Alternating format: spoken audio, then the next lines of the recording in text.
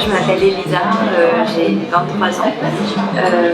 Donc l'année dernière, j'ai eu l'immense opportunité d'écrire le guide du petit goûter de la Namibie.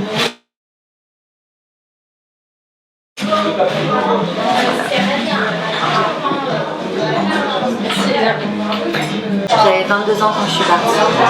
Oui, ouais, c'est une première expérience, quoi. En fait, je sais pas si c'est une grosse responsabilité. Je pense que dans tous les cas, d'écrire c'est une responsabilité parce que c'est quelque chose qui reste et quelque chose qui est lu, on l'espère. Mais en soi, je pense qu'on s'en rend pas compte sur le coup. Je pense vraiment on s'en rend pas compte, on fonce et c'est une opportunité qui est à saisir et qu'on peut pas louper, quoi. Enfin, je suis complètement partie à l'aventure. C'était l'inconnu total, mais en même temps j'étais obligée d'y aller. Fallait que j'y aille.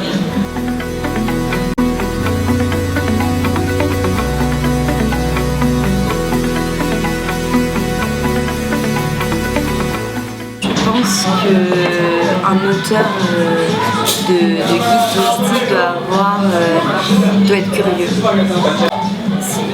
Il faut avoir l'habitude de se balader dans la rue, de savoir ce qui se cache dans le coin de cette rue, de savoir ce qu'il faut à manger dans tel restaurant. Et il faut s'intéresser aux gens, c'est important. Il faut aimer les gens, il faut aimer partager. Et en même temps, c'est quelqu'un qui doit avoir la gagne, en fait, qui doit avoir envie d'y aller, qui ne doit pas avoir peur d'aller de l'avant. Faut pas croire que tu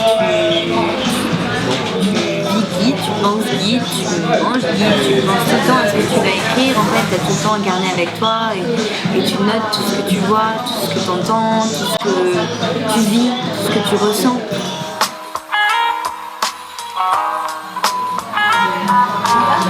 De but en blanc, j'ai beaucoup de souvenirs qui me reviennent. On a voyagé, je suis arrivée dans une espèce de ferme complètement isolée, au bout d'une piste de 8 km où j'ai cru que j'arriverais jamais et que je pourrais jamais revenir sur mes pas. Et chez Carissa et Freddy. Et donc le lendemain, on est parti à 5h30 du mat en avion. Freddy est pilote et il nous a emmenés jusqu'au nord de la Namibie, à la frontière de l'Angola. On peut passer la matinée dans un village Imba. Et donc on est parti en avion et on a survolé la moitié de la Namibie en quelque sorte.